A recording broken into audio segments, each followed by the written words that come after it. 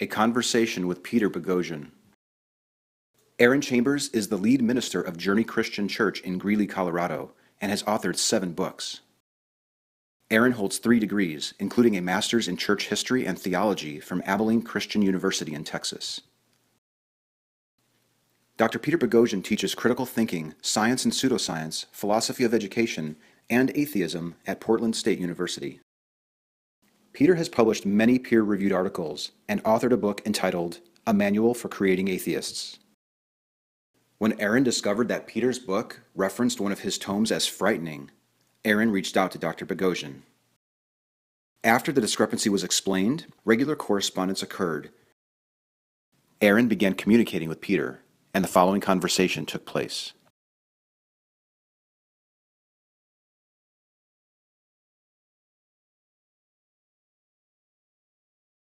One definition you use for faith is pretending to know things you do not know.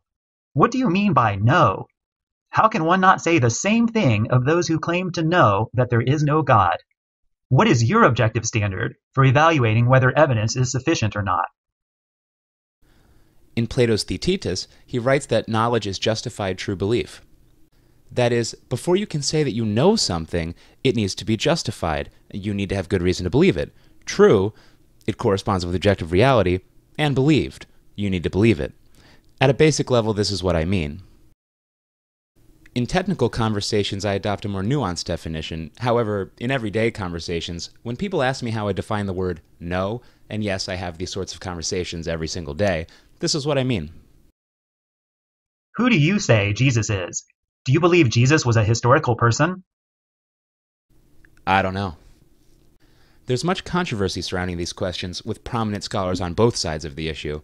The consensus seems to be that there was probably at least one historical figure upon whom the character of Jesus was based.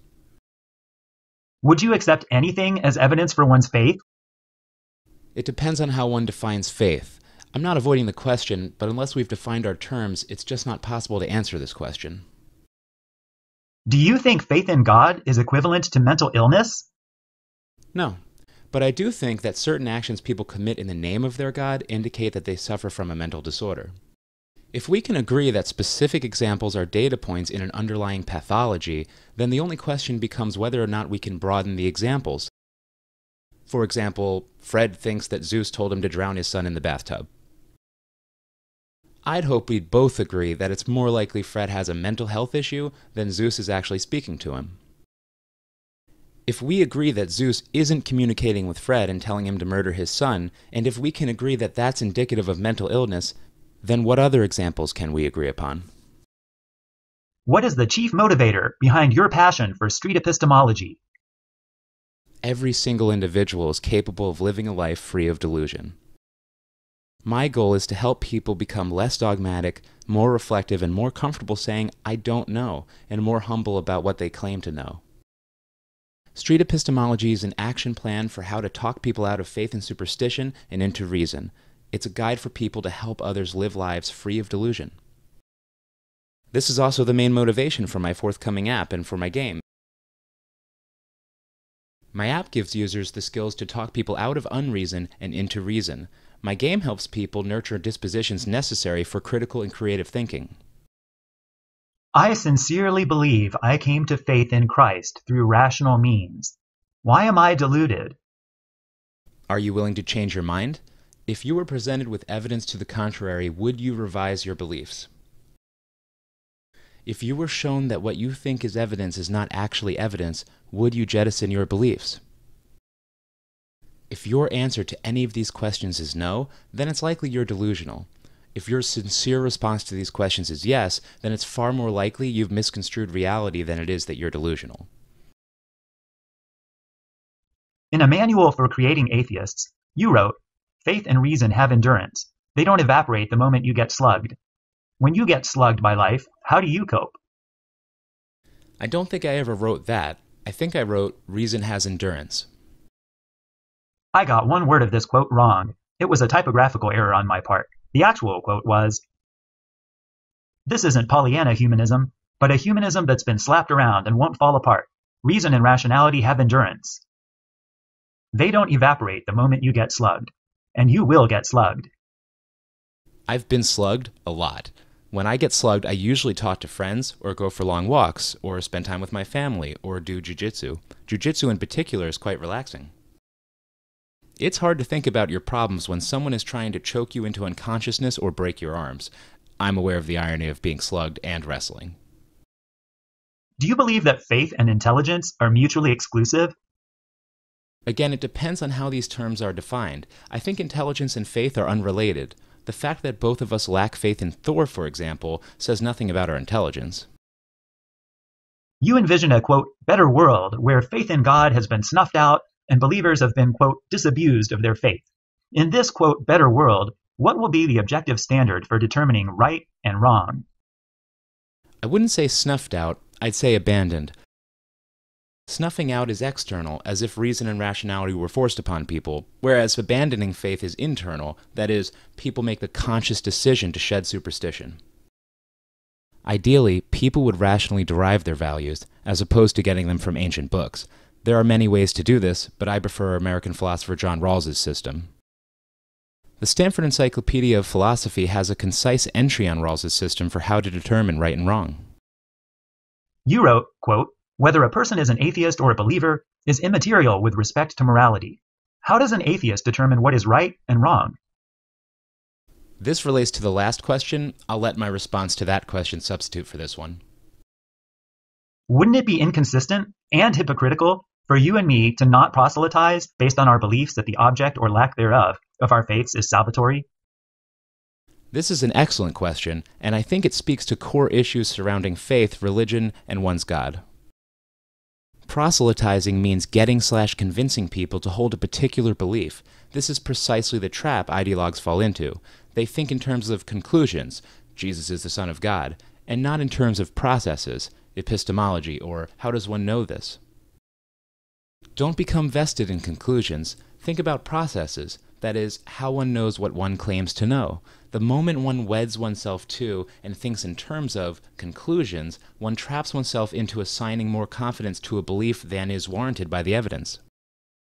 That is, when one thinks in terms of conclusions, gun control is good/bad, or abortion is/isn't murder, or Muhammad did/didn't receive revelations from Allah, etc., one becomes increasingly certain the conclusions one holds are true. This is problematic for many reasons, but chief among these is that thinking in this way makes one less likely to revise a belief. This is particularly problematic if one thinks that holding a particular conclusion makes one a better person.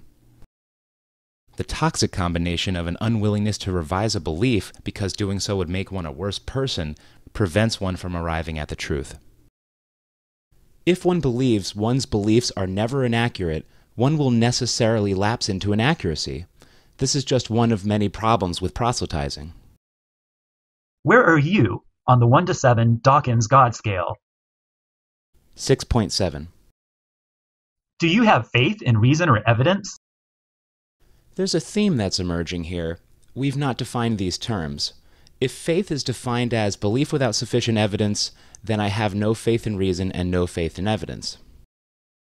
I use reason as a tool, often an instrumental tool, to achieve a desired end, like helping me figure out our incredibly complex home theater, or how to take the bus from A to B, or less pedestrian examples like how to live a good life.